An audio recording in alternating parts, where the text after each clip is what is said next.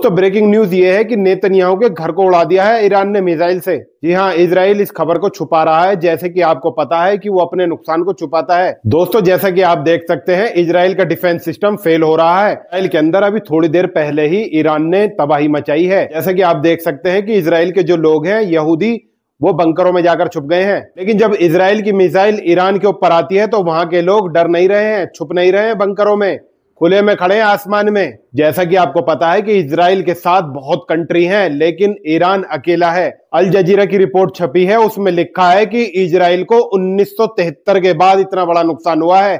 यानी पहली बार 1973 के बाद इतना बड़ा नुकसान हुआ है। दोस्तों जिस तरह से इजराइल ने ईरान के लोगों को धमकी दी थी कि जो भी ईरानी नागरिक पावर प्लांट के पास है या सैन्य ठिकानों के पास है वो वहां से हट जाएं, उसी तरीके से इजराइल के स्टाइल में ईरान ने कहा है कि जो भी इजराइल की जनता न्यूक्लियर प्लांट के पास या पावर प्लांट के आसपास है वो वहां से हट जाए। इससे पता चलता है कि ईरान का हमला बहुत खतरनाक होने वाला है। दोस्तों ईरान की मिसाइलों को खाली इजराइल ही नहीं रोक रहा है, ईरान की मिसाइलों को फ्रांस, ब्रिटेन, जापान और अमेरिका भी रोक रहा है।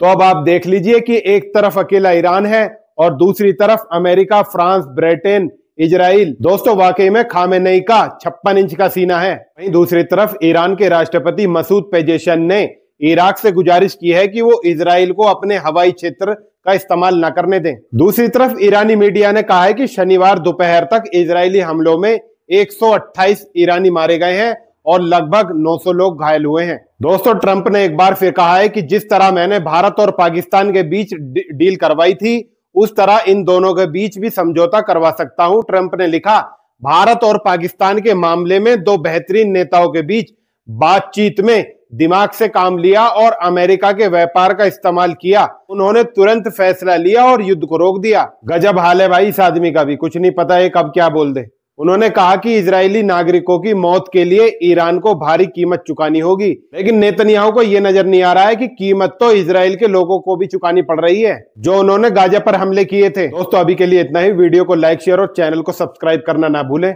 जय हिंद।